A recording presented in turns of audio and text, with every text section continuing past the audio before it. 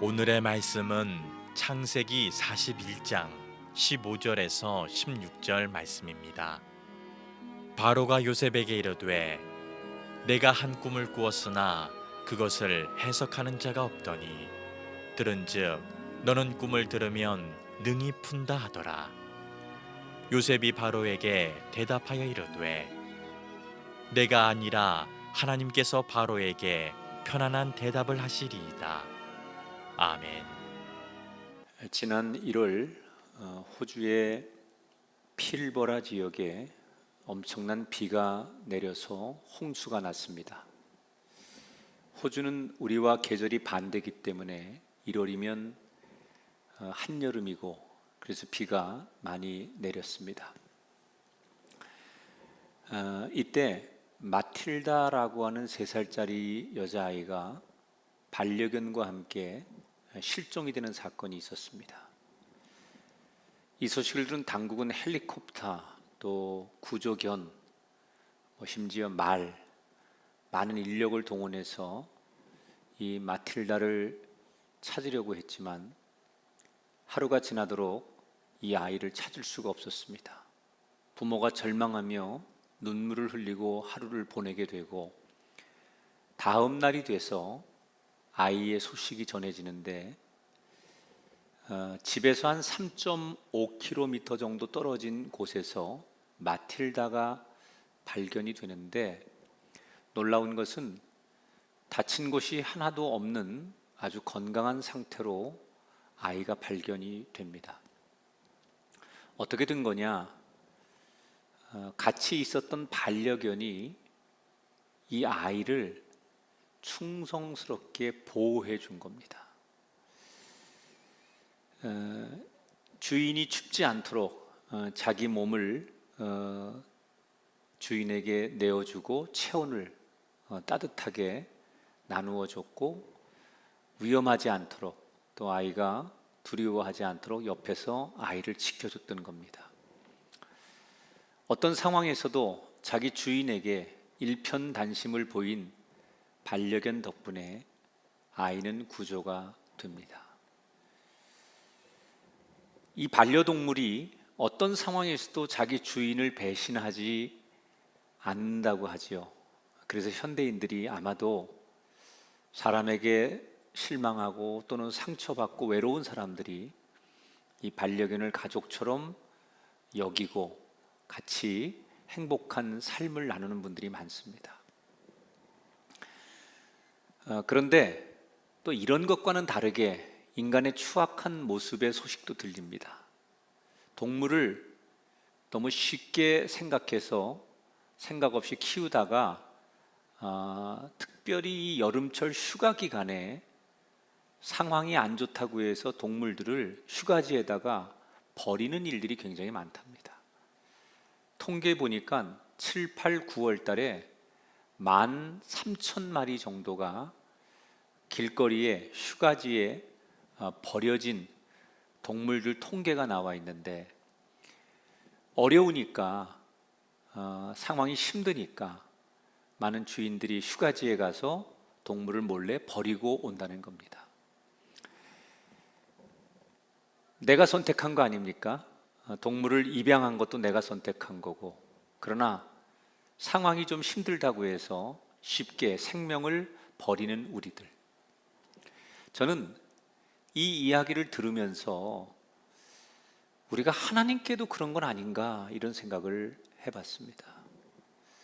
상황이 급하면 하나님을 찾다가 또 상황이 달라지면 뒤도 돌아보지 않는 우리들의 모습. 예나 지금이나 인간들은 하나님을 이렇게 대하고 있지는 않은가 그런 씁쓸한 생각이 들었습니다. 성경은 우리가 하나님을 대하는 태도에 대해서 뭐라고 얘기합니까? 상황이 중요한 것이 아니다. 어떤 상황 속에서도 하나님을 바라보라고 합니다. 항상 하나님을 바라봐라. 맑든지 흐리든지 좋은 때이든지 나쁜 때이든지 마치 늘 해를 바라보는 해바라기처럼 우리는 어느 때든지 상황과 상관없이 하나님을 바라보는 신앙이 좋은 신앙이라는 거예요. 힘들다고 또 내가 간절함이 사라졌다고 하나님을 바라보지 않는 것이 아니라 잘 되고 행복할 때도 하나님께 감사함으로 바라봐야 하고 어렵고 힘들 때도 늘 하나님을 더욱더 바라보는 해바라기 같은 신앙. 오늘 우리가 드리는 예배 또한 각각 다른 상황에서 모였지만 우리의 처지와 형편이 좀 다르지만 하나님을 향하여 한 마음으로 예배하고 하나님을 높이는 거룩한 시간이 되었으면 좋겠습니다. 오늘 창세기 41장 전반부의 이야기, 요셉의 이야기를 살펴볼 건데 지난 시간에 요셉이 술 관원장, 빵 관원장의 꿈을 해석해주고 특별히 술 관원장에게 부탁을 합니다. 이 감옥에서 나가거든 나의 억울함을 풀어주시고 나를 이 감옥에서 건져주십시오. 그리고 약속을 받아냅니다. 그 약속을 찰떡같이 믿고 술 관원장이 이제나 저제나 자기에게 찾아올까, 자기를 이 감옥에서 건져줄까, 억울한 누명을 벗겨줄까, 온통 요셉의 기대는 술 관원장이었습니다. 그러나 감옥을 나간 술 관원장은 요셉을 새까맣게 잊어버리게 되고 또다시 버려진 상처받은 요셉은 그 상처의 아픔을 가지고 감옥 생활에 몸부림을 치게 됩니다. 이제는 사람에 대한 기대, 술 관원장에 대한 기대를 다 내려놓고 다시 감옥에서 일상으로 적응해 가고 있을 때 오늘 성경 41장 이야기가 시작이 됩니다. 근데 오늘 성경에 우리가 무심코 넘길 만한 숫자 하나가 나와요. 그게 뭐냐면 41장을 이렇게 시작하죠. 요셉이 두 관원장과 만났다가 헤어진 지 2년이 지난 어느 날, 이렇게 나와요. 2년이 지난 어느 날 이집트의 파라오 왕이 꿈을 꾸었다. 성경이 이렇게 시작하거든요. 근데 여기서 왜 2년이라고 꼭 집었을까? 이 2년의 의미는 뭘까? 요셉은 조금 전에도 말씀드린 대로 지난 2년 동안 관원장이 자기에게 희망이었어요. 전부였어요. 그 관원장을 붙들고 관원장을 기다리고 관원장을 기대하는 것이 자기 인생의 탈출구였어요. 그런데 그 관원장이 아무리 기대해도 자기의 소원을 채울 수 없다는 걸 알고 이제는 더 이상 사람에 대한 기대, 관원장에 대한 기대를 내려놓고 다시 하나님만이 나의 희망이고 구원이고 기대일 수밖에 없습니다 라고 전적으로 의지하는데, 사람을 내려놓고 하나님을 붙잡는데 걸리는 시간, 이게 2년의 의미라고 생각해요. 하나님은 우리들에게 세상을 완전히 내려놓고 하나님만 의지하는 시간을 우리에게 허락하실 때가 있어요. 어떤 분에겐 그게 2개월일 수 있고 어떤 분에겐 그게 20년일 수도 있습니다. 그러나 분명한 것은 내가 세상에 대한 기대, 또 사람에 대한 희망, 여기에 목숨을 거는 이 모든 것들이 내려놓고 하나님을 기대하고 의지하는 시간으로 돌아서는데, 이 과정이 없이는 하나님이 우리를 건져주시지 않는다는 거예요. 이제는 사람에 대한 기대보다는 다시 일상으로 돌아와 조용히 하나님을 의지하고 살아가던 평범한 일상 중에 오늘의 이야기가 시작되는 거예요. 이집트 파라오 왕이 어느 날 꿈을 꾸게 됩니다. 근데 꿈 내용이 너무나 희한한 거예요. 자기가 큰 강가, 여기서 말하는 강은 이집트가 자랑하는 나일강이죠. 자기가 그 강가에 서 있는데 그때 아주 멋있게 생기고 살이 토실토실 찐 암소 7마리가 강가에서 올라오더니 펼쳐진 갈대 풀밭에서 먹이를 뜯어먹는 거예요. 그런데 바로 뒤에 금방이라도 쓰러질 것처럼 아주 흉측하게 생기고 야윈 암소 7마리가 갈대 풀밭으로 올라오더니 먼저 올라와서 풀을 뜯고 있는 살찐 7마리의 소를 다 잡아먹는 거예요. 신기한 게 두 가지가 있었는데, 힘이 훨씬 셀 것 같은 이 암소들이 야윈 그 암소들한테 그냥 힘없이 잡혀 먹더라는 거예요. 또 야윈 암소들이 그렇게 먹어놓고도 여전히 그 모습은 야위여서 볼품이 없는 모습이었다는 거예요. 자, 이런 생생한 꿈을 꾼 이집트의 왕 파라오는 이 꿈이 온통 의문투성입니다. 왜 이런 일이 일어났을 것이고 이 꿈에서 주는 메시지는 도대체 뭘까? 잠에서 깨어난 왕은 너무나 생생하고 아주 흉측한 그 꿈을 꾸고 일어나 보니까 온 몸이 식은 땀으로 젖어 있는 거예요. 애써서 이 꿈 별 의미 없는 거겠지, 그렇게 지워버리려고 노력을 하고 다시 잠을 청하게 됩니다. 가까스로 잠이 들었는데 또 꿈을 꾸게 됩니다. 이번에는 한 줄기에서 토실토실하게 잘 여문 7개의 이삭이 나타납니다. 그리고 얼마 뒤 같은 줄기에서 아주 속이 텅 비고 말라 비틀어진 7개의 이삭이 또 나오더니 토실토실한 이삭을 잡아먹는 거예요. 이건 역시 왕이 꿈속에서 이걸 지켜보다가 기겁을 합니다. 말라 비틀어진 이삭은 왜 나오는 거고 토실토실한 그 이삭이 잡혀 먹는 건 무슨 뜻일까? 잠에서 깨어난 왕은 2번 연속 비슷한 꿈을 꾸었는데 도대체 이 꿈이 무엇을 의미하는지 모르고 고민을 하는데 문득 직감적으로 무슨 생각을 하느냐, 내가 무슨 뜻인지는 잘 모르겠지만 이건 분명히 신이 나에게 계시하는 거다, 이런 것을 직감합니다. 그래서 아침에 일어나자마자 신하들을 불러놓고 아주 긴급하게 지시를 합니다. 전국에 있는 무당, 마술사, 또 천문학자, 박사들, 이런 사람들 다 불러서 내 꿈을 풀어야 되겠다.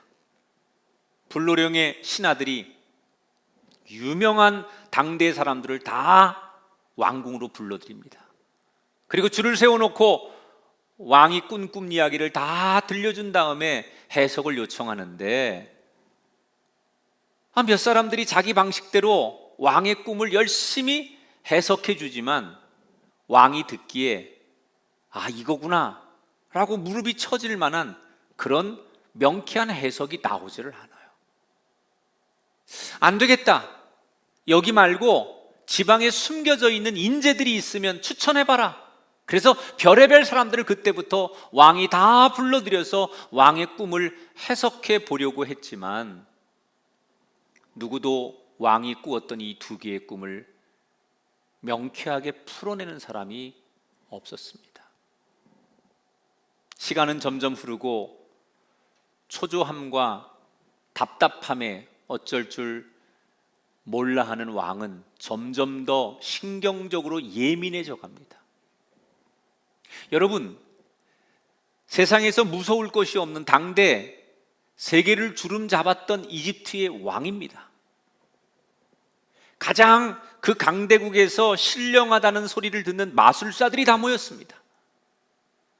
천문학자부터 모든 전문 지식과 공부를 많이 한 박사들이 다 모였습니다.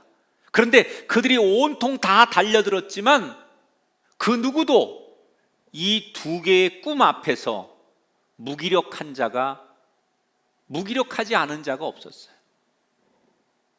다 사람들이 모였지만 이 2개의 꿈을 해석하지 못하고 다 무기력한 상황에 놓여 있게 되는데 도대체 왜 그럴까?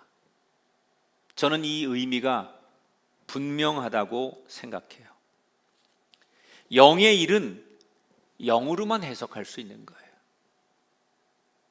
하나님의 말씀은 인간의 머리로 절대로 풀 수 없는 거예요. 인간 세상에서 아무리 똑똑하고 능력이 많아도 하나님께서 그에게 지혜를 주지 않으시면 아무것도 할 수 없다는 뜻을 강하게 성경은 우리에게 말하는 거예요. 여러분, 오늘 우리가 살아가는 지금은 어떻습니까? 우리는 너무나 많은 문제 앞에 놓여 있습니다. 그리고 우리는 온통 매달려서 그 문제를 지금 해결하려고 합니다. 전 세계 박사들이, 전 세계 강대국들이, 모든 힘들이 우리가 당면한 이 문제를 해결해 보려고 다 뛰어들고 매달리고 있지만 지금도 실마리조차 보이지 않아요. 우리는 이런 상황을 어떻게 해석해야 될까요? 하나님이 우리에게 지혜를 주지 않으시면, 하나님이 우리에게 영적으로 풀어주지 않으시면 아무것도 아니라는 거예요. 그렇기 때문에 지금 이 어렵고 답답한 상황에서 우리가 할 건 뭡니까? 하나님의 이름을 부르고 하나님 앞에 무릎 꿇고 하나님 앞에 기도하는 거예요. 하나님, 우리에게는 당신밖에 없습니다. 지혜를 주시고 하나님의 방법으로 길을 열어주십시오.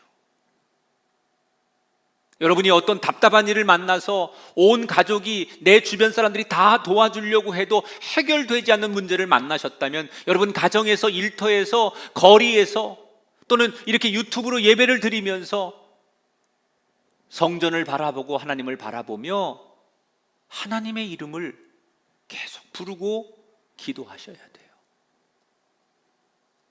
그래, 하나님이 이 세상에서 우리가 풀 수 없는 문제에 대해서 지혜와 영으로 계시하는 거예요. 시간이 지나면 지날수록 왕이 신경질적이고 점점 불안해하자 옆에 있던 비서들도 다급하기는 마찬가지였어요. 그 중에 왕을 모시고 있던 술관원장이 어떻게 하면 왕을 도와줄 수 있을까 고민을 하다가 불현듯 그의 머리에 스쳐 지나가는 한 사람이 있었어요. 바로 2년 전 자기가 감옥에 갇혔을 때 자기의 꿈을 명쾌하게 해석해 주었던 히브리에서 온 젊은 노예.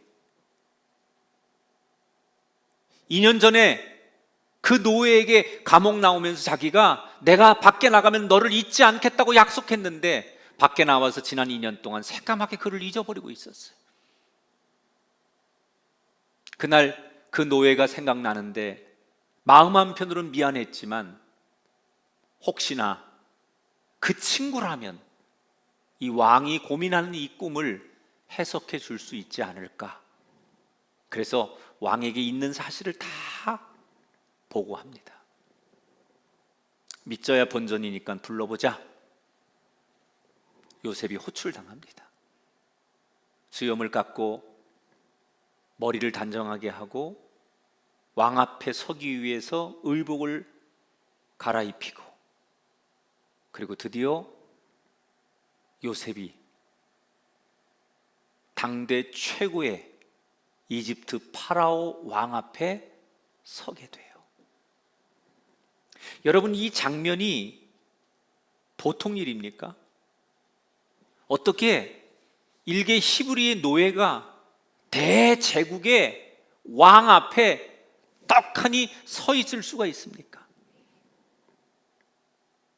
근데 여러분 생각해 보면, 만약에 2년 전에 요셉이 기대했던 대로, 자기가 소원했던 대로 술 관원장의 도움이 즉시 있었다면 지금 왕 앞에 서서 요셉이 왕의 고민을 상담해주고 해결해주는 이런 기가 막힌 드라마는 절대로 없었을 거예요.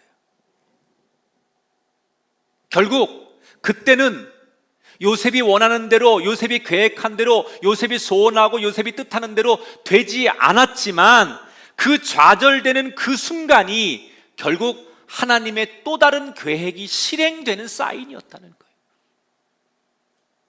때때로 지금 내가 기도하고 내가 소원하고 내가 부르짖고 내가 그렇게 간절히 원하는 내 뜻대로 내 길대로 인생이 되지 않을 때 우리 낙심하고 좌절하지만 그 좌절의 순간이 하나님이 나를 또다시 하나님의 뜻대로 나를 축복하는 길로 인도하는 시작일 수 있다는 거예요.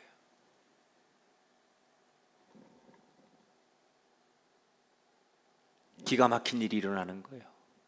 어떻게 감히 히브리 노예가 대제국의 왕 앞에 서 있을 수 있습니까? 거꾸로 생각해 보니 왕의 입장에서는 너무 황당한 거예요. 자기가 신하의 말을 듣고 근본도 없는 요셉이라는 히브리 노예를 자기 앞에 불러왔지만 그를 딱 보는 순간 자존심도 상하고 이게 뭐 하는 짓인가? 이 나라에 그렇게 유능하고 훌륭한 인재가 없어서 내가 저 따위 근본도 없는 노예 앞에 내 인생의 문제를 내놓고 고민을 해결해 달라고 상담해야 되는가? 자기의 모습이 너무 초라한 거예요. 그래서 요셉에게 대뜸 이렇게 한마디 외치지요. 자네가 듣지 아니 꿈을 듣고 잘 해석한다는데 어디 내 꿈을 해석해 보게나. 만약에 내가 만족할 만한 답을 못하면 오늘 네 목을 칠 것이다. 이 장면에서 이미 파라오 왕은 요셉을 너무 하찮은 존재로, 자기를 도와줄 파트너로 존중하는 게 아니라 정말 벌레만도 못한 존재감 없는 그런 상대로 경멸을 하고 있었다는 거예요. 그래서 무시하는 거예요. 너 같은 노예가 뭘 할 수 있겠어? 라고 상대를 완전히 깔보는 거예요. 그런 시선으로 지금 요셉을 보는 거예요. 여러분, 이런 분위기에서 요셉은 얼마나 긴장됐을까요?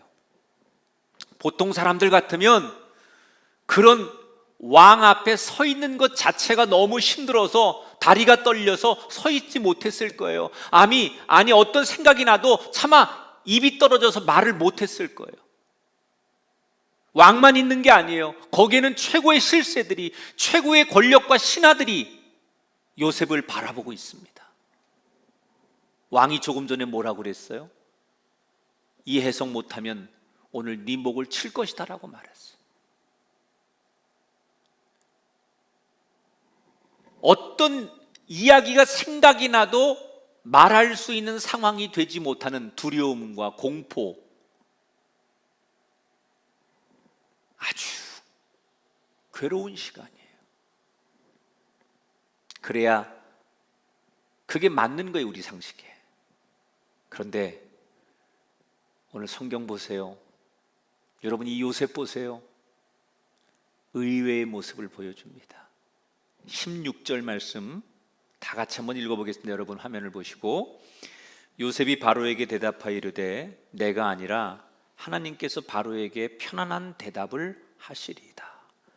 자기를 무시하는 왕 앞에서 요셉이 뭐라고 얘기를 해요? 왕이시여, 제가 대답하는 것이 아니라 제가 섬기는 하나님께서 말씀해 주시는 겁니다. 저는 그냥 읽고 넘어갈 수 있는 이 구절에서 하나님의 가슴이 뭉클하셨을 거라고 생각해요. 왜냐? 지금 파라오 왕은 온통 요셉을 바라보면서 벌레만도 못한 요셉을 경멸하고, 그리고 요셉을 쳐다보면서 요셉이 무슨 말을 할까? 요셉만 지금 바라보고 있는 거예요. 그런데 갑자기 요셉이 자기를 바라보는 그 왕의 시선을 자기가 아닌 하나님께로 돌리게 만들어요. 왕이시여, 내가 대답하는 것이 아니라 내가 섬기는 하나님께서 대답하실 겁니다. 그랬더니 이 왕이 요셉을 바라보다가 요셉이 손가락질로, 요셉이 말하는, 요셉이 지목하는 하나님을 향하여 생각하고 하나님을 바라보고 하나님을 묵상하고 생각하게 된다는 거예요. 저는 이 장면이 요셉의 위대함이라고 생각해요. 여러분, 우리 인생의 목적이 뭡니까? 내가 드러나고 내가 박수받고 내가 사람들 앞에 주목받는 것이 아니에요. 내가 아무리 잘되고 내가 아무리 유명해지고 내가 아무리 돈 많이 벌고 유능해져도 내가 주목받고 박수받는 것이 우리 인생의 목적이 아니라 나를 통하여 하나님이 영광 받으시고 사람들이 내가 이뤄놓은 많은 박수받을 만한 일들을 통해 하나님을 바라볼 수 있게 하는 것, 그것이 우리 인생의 목적이 돼야 돼요. 내가 영광 받는 삶이 아니라 하나님께서 영광 받으시는 삶,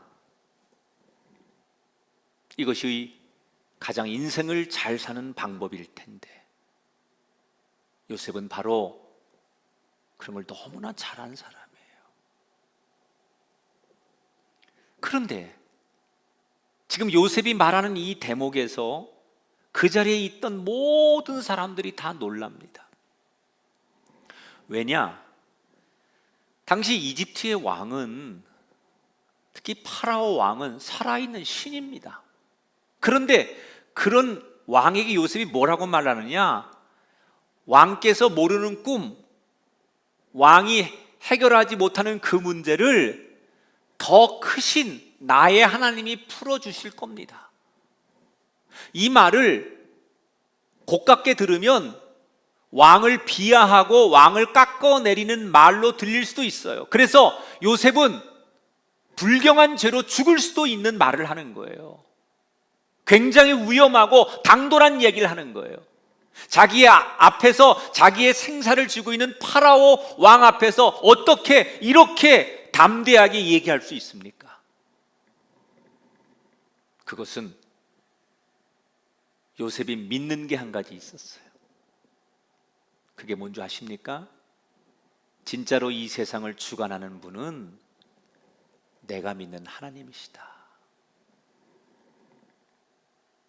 요셉은 사람들이 아무리 파라오 왕을 높이고 파라오 왕이 최고인 줄 알아도 결국은 하나님 손 안에 달려 있다는 것을 믿었던 거예요.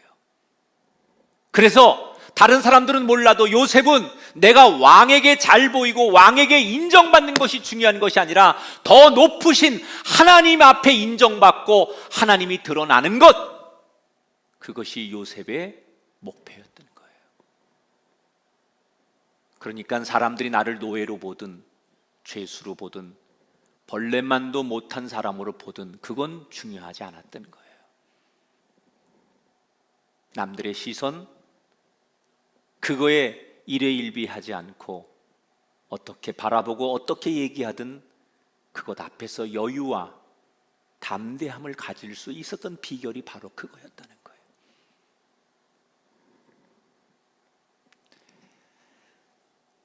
우리는 지금 참 어려운 시대를 살아갑니다. 그런데 어렵다고 해서 우리는 지금 누구 눈치를 보고 있습니까? 사람들은 어렵기 때문에 살기 위해서 눈에 보이는 것을 의지하고 또 힘 있는 것에 눈치를 보고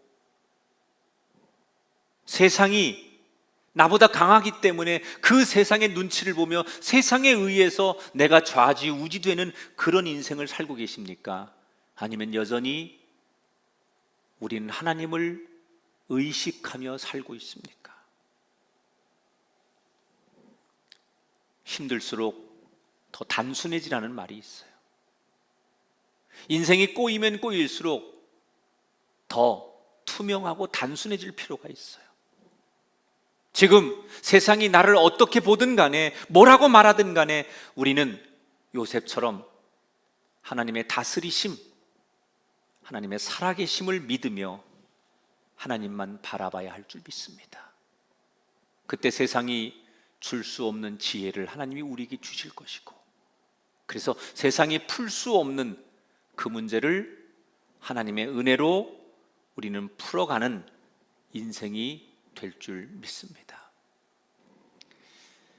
지금 요셉의 이 당당한 말에 왕은 저 친구가 어디서 저런 자신감이 나올까?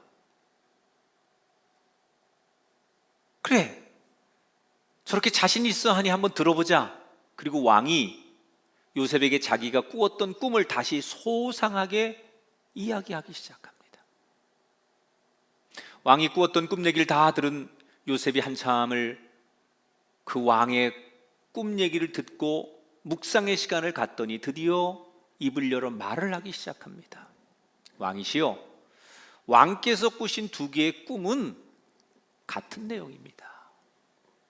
이건 하나님께서 앞으로 하실 일을 보여주신 겁니다. 그러면서 정확하게 이제 구체적으로 꿈을 해석하는데 들어보세요. 7마리의 좋은 암소와 7개의 좋은 이삭은 7년 동안 풍년이 있을 것을 말하는 것이고, 7마리의 야인 암소와 7개의 마른 이삭은 7년의 흉년을 뜻하는 겁니다. 두 꿈을 정리하면, 먼저 하나님께서 이 나라에 7년간 큰 풍년을 주실 것입니다. 그런데 그 후에 7년의 풍년이 싹 잊혀질 만큼의 엄청난 7년의 흉년이 찾아올 것입니다. 하나님께서 이 이집트 땅을 그렇게 하기로 결정하셨습니다. 그래서 그 꿈을 주신 겁니다. 이때 왕과 신하들이 이 요셉의 마지막 말에 충격을 받는 거예요. 어떤 말이냐? 하나님께서 이 이집트 땅을 그렇게 하기로 결정하셨습니다. 이 말. 이 말에 모든 신하들과 왕이 충격을 받는 거예요. 왜냐?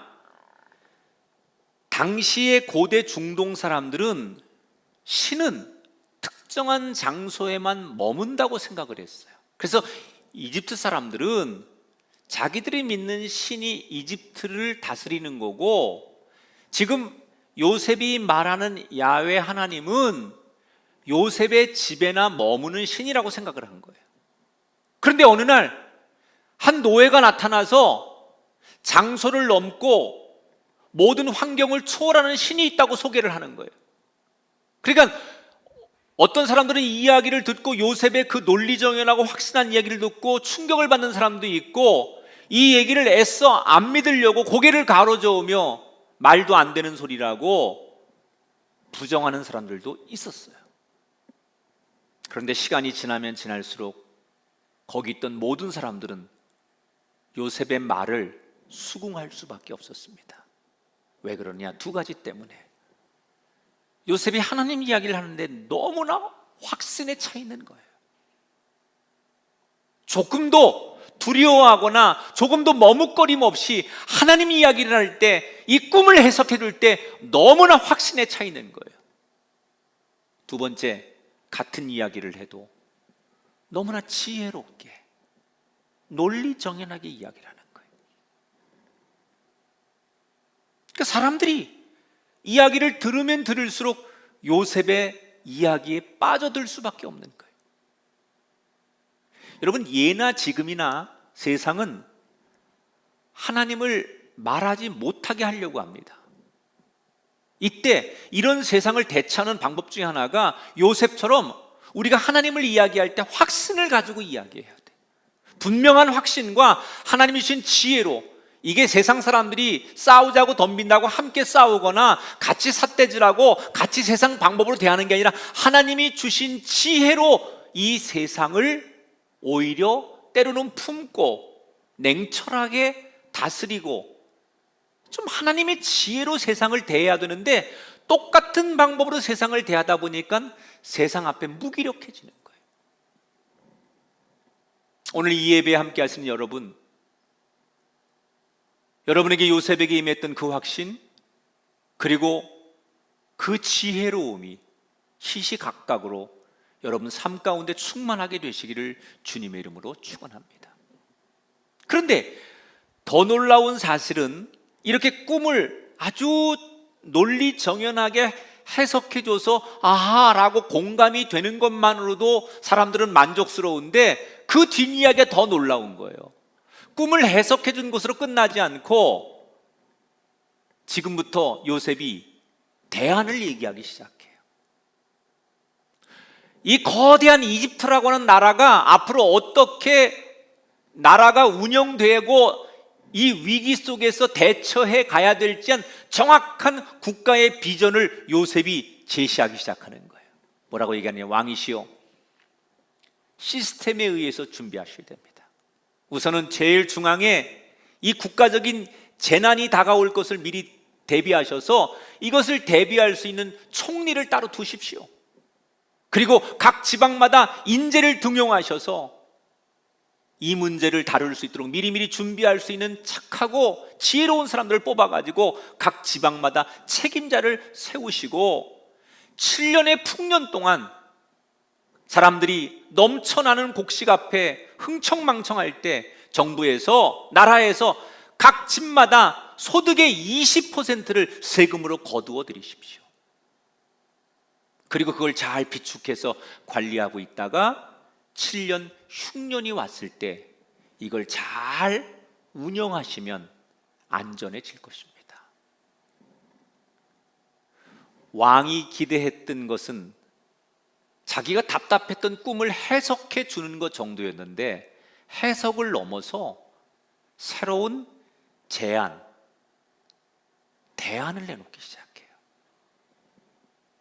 물론 지금 국가를 운영하는 데 있어서 왕 옆에서 다른 많은 사람들도 왕에게 좋은 대안과 국가의 미래에 대한 운영의 제안들을 내놓았지만 그 어떤 사람들의 대안과 제안보다도 요셉이 말하는 이 제안은 너무나 논리적이었고 너무나 확신에 차 있었고 누가 들어도 공감이 가는 이야기였어요. 명쾌한 해석, 합리적인 정책 제안.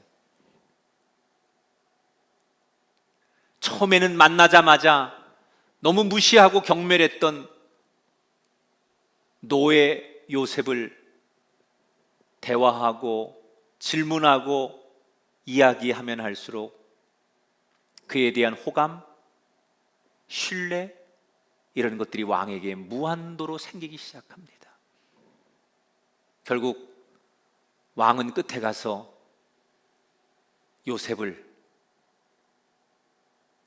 이 이집트의 총리로 임명하는 것으로 오늘 성경 이야기가 끝을 맺어요.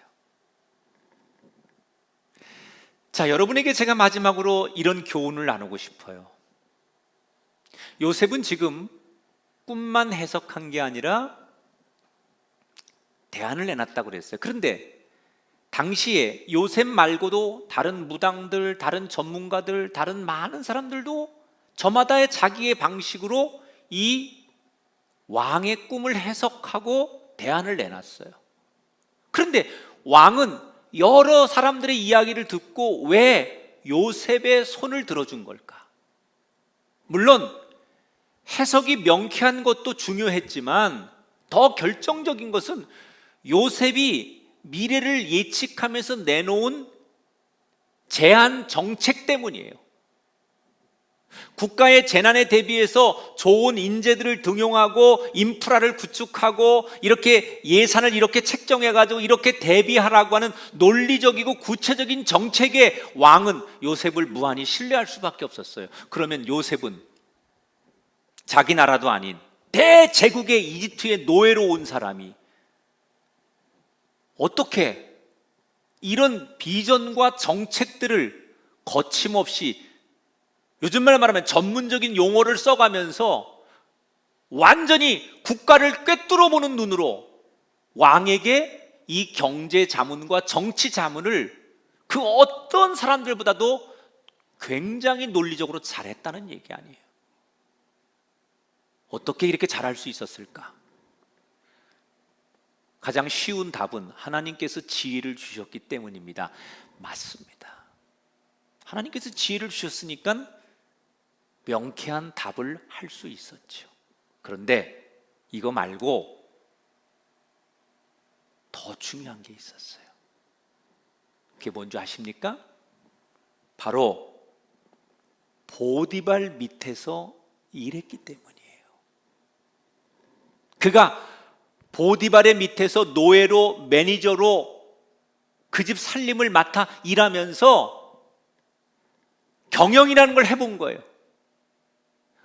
그 집의 흉년의 때를 대비해 봤기 때문에 보디발 밑에서 일을 하면서, 보디발이 왕 옆에 경호대장이었기 때문에 국가의 시스템이 어떻게 돌아가는지, 뭘 고민하는지 이런 것들을 어깨너머로 배우고 들으면서 한 번도 경험해 보지 못한 나라는 어떻게 운영되는 거고 무엇이 이집트의 고민인지를 노예 생활을 통해서, 보디발 주인을 통해서 듣고 생각하고 배우고, 이런 시간이 훗날 왕 앞에서 그런 국가적인 제안서를 내놓을 수 있는 탁월함을 갖게 됐다는 거예요.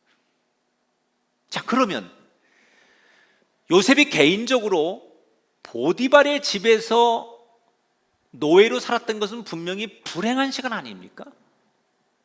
형들한테 노예로 팔려서 남의 나라에 끌려와서 지금 억울하게 종살이하고 노예로 살아가는 이 시간은 분명히 그의 젊은 인생 가운데 가장 불행한 시간이었어요.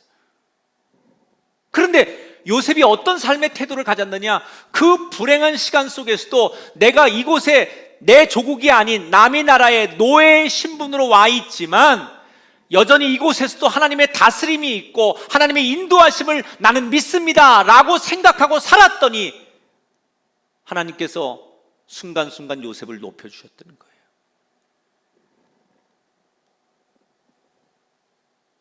그래서 저는 이렇게 말하고 싶어요. 한번 따라 할까요? 하나님 안에서 불행은 없습니다. 맞습니다. 하나님이 그리시는 큰 그림 안에서는 우리는 결코 불행하지 않습니다. 우리가 아무리 어떤 큰 어려움을 만났을지라도 그 안에 하나님의 뜻이 들어있는 거예요. 코로나19, 경제적인 불황, 우리가 만나는 사회적 갈등, 또는 우리 가정에서 생기는 여러 가지 어려운 일들, 난관들 참 어렵습니다. 그러나 저는 분명하게 믿습니다. 노예 생활 중에서도 요셉을 먹이시고 입히시고 그를 보호하셨던 하나님이 지금 이 어려운 가운데서도 저와 여러분, 우리 가정, 이 나라, 이 민족을 먹이시고 입히시고 지키실 줄 믿습니다.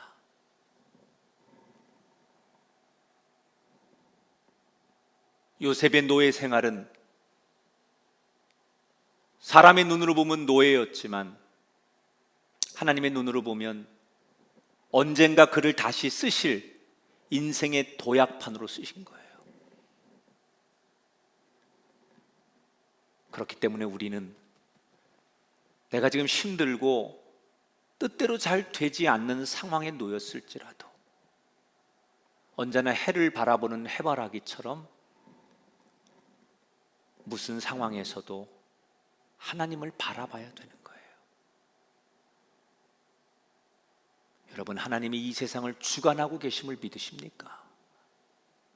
그렇다면 그 당신의 믿음 안에서 지금의 이 어려움들, 이 고난은 불행이 아닌 축복의 통로가 될 것입니다. 요셉처럼 감옥일지라도, 노예의 신분일지라도, 아니 그 왕의 무서운 경멸의 눈과 공포스러운 분위기 앞에서도 그 환경과 세상 앞에 무릎 꿇는 사람이 아니라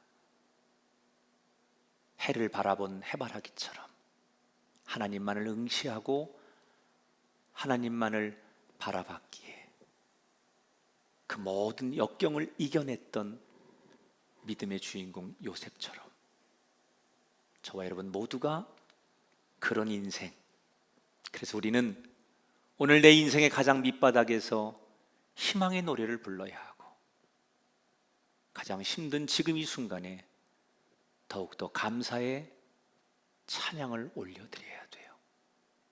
그런 이 시대 요셉이 되셔서 하나님이 여러분의 인생을 빛나게 하는 통로가 되시기를 주님의 이름으로 축원합니다.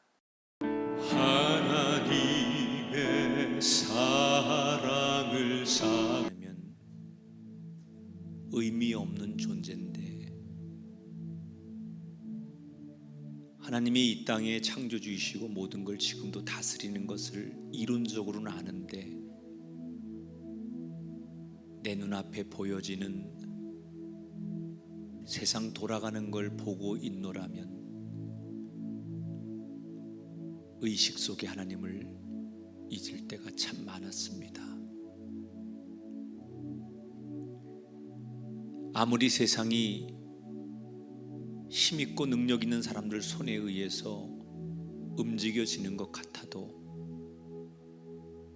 여전히 이 세상은 하나님 손에 움직여지고 있음을 요셉처럼 확신하게 하셔서 두려워하거나 무서워하지 않게 하시고 하나님 한 분을 바라보며 용기 내고 살아가는 인생들 되게 하여 주옵소서.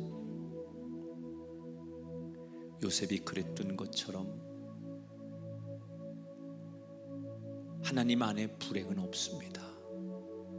내가 너무 힘들고 답답하고 누구와 비교되기에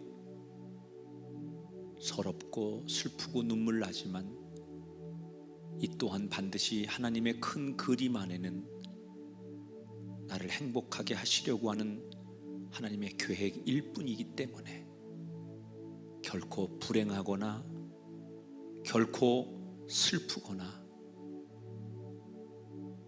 누군가를 원망하는 인생이 아님을 우리 모두 알고 고백하게 하셔서 지금 내 인생의 이 상황에서도 노래하게 하시고 하나님을 높이는 멋진 신앙인들이 되게 해 주시옵소서. 이렇게 랜선을 통해서 예배하고 만나지만 하나님과 함께 호흡함을 믿습니다. 저들이 예배하는 각자의 자리에 함께 하셔서 말씀하심으로 소통하시고 저들의 숨결과 마음의 소원에 주님 어루만져 응답하여 주옵소서. 우리가 오늘 하나님 앞에 예배하면서 다양한 것으로 하나님을 높이려고 시간과 정성, 마음을 다합니다. 특별히 혼자 예배하고 모이지 못하는 예배지만 당연히 하나님 앞에 11조하고 감사헌금하고 그리고 우리가 드려야 될 몫을 드리는 그 믿음 소홀하지 않게 하시고 주님께 기쁨이 되기 위한 우리의 사명을 잘 감당하는 성도들 되게 하셔서 주님, 언젠가 우리 앞에 섰을 때 내가 그때 너의 모습을 보았노라고 주님 우리를 칭찬하는 그런 사람들 되게 해 주시옵소서.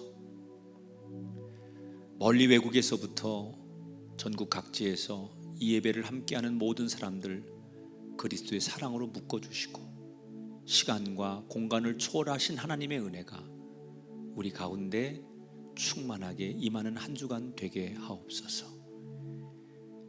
이제는 우리 주 예수 그리스도의 은혜와 하나님 아버지의 극진하신 사랑하심과 성령님의 감동 역사하심이 오늘 하나님만 바라보기로 결심한 우리 가운데 영원히 함께 하기를 축원하옵나이다.